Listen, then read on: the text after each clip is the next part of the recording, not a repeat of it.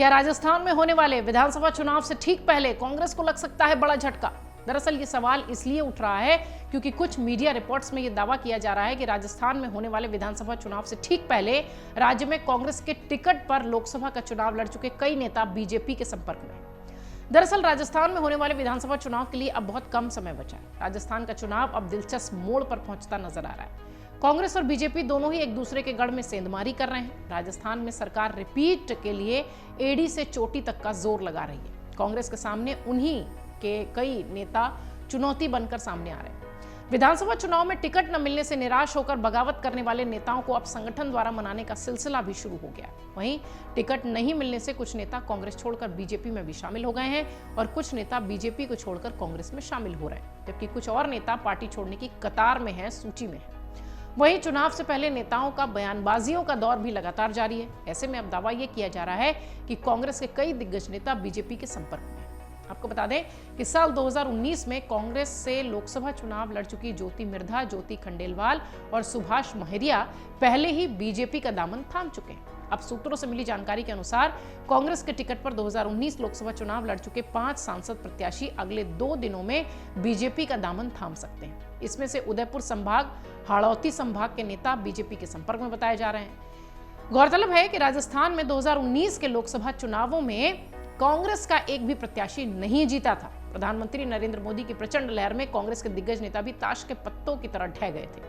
BJP प्रत्याशियों को इन चुनाव में 59% से ज्यादा वोट मिले, जबकि कांग्रेस के खाते में महज 35% वोट आए। ऐसे में अब दावा यह हो रहा है कि कांग्रेस के टिकट पर लोकसभा का चुनाव लड़ चुके 5 सांसद प्रत्याशी पार्टी छोड़कर बीजेपी में शामिल हो सकते हैं।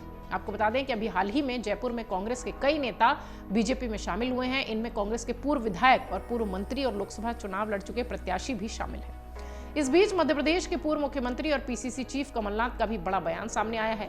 कांग्रेस में शामिल हो रही बीजेपी समेत कई ऐसे दलों के नेताओं पर उन्होंने बड़ा बयान दिया है। कमलनाथ ने यह दावा किया है कि बीजेपी के बहुत सारे ऐसे नेता हैं जो कांग्रेस में शामिल होना चाहते हैं। ये सब वो लोग हैं जो सच्चाई का साथ दे रहे हैं।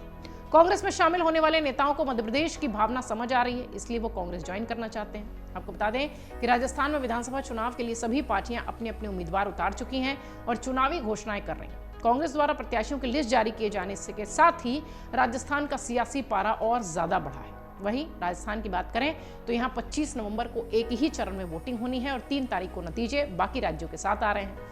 इस समय राज्य में अशोक गहलोत के नेतृत्व में कांग्रेस की सरकार है और चुनाव आयोग की ओर से मिली जानकारी के मुताबिक राजस्थान में 5.25 करोड़ मतदाता अपनी सरकार चुनने के लिए मतदान करेंगे। प्रदेश में लगभग 2.73 करोड़ युवा हैं, पुरुष हैं, माफ कीजिएगा, और 2.52 करोड़, लगभग 2.5 करोड़ के आसपास महिला मतदाता है।